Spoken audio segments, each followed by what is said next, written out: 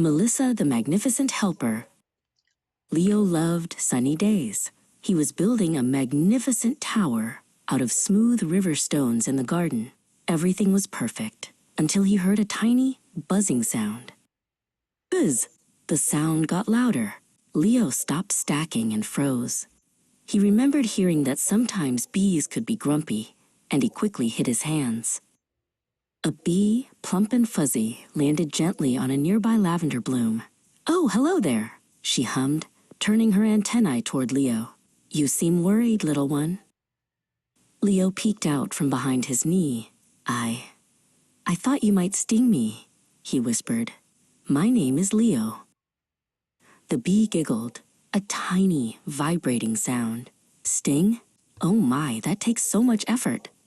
We only do that if we are truly, truly frightened, or if someone tries to hurt our home. My name is Melissa, and I'm much too busy for fighting." "Busy doing what?" asked Leo, curiosity overcoming his worry. "I'm busy helping the world grow." Melissa hovered near a bright orange poppy. "See this yellow powder? That's pollen. I collect it and carry it from flower to flower. When I move the pollen," Melissa explained, "it helps the flowers create seeds.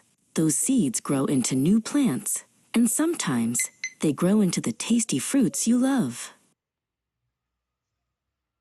"Like the strawberries and the crunchy apples?" Leo asked, thinking of his favorite snack. "You help make those?" Melissa zipped happily around him. "Exactly. We are gardeners of the world, Leo. We are your friendly, fuzzy helpers. Just remember, when you see us working, wave hello and let us buzz by."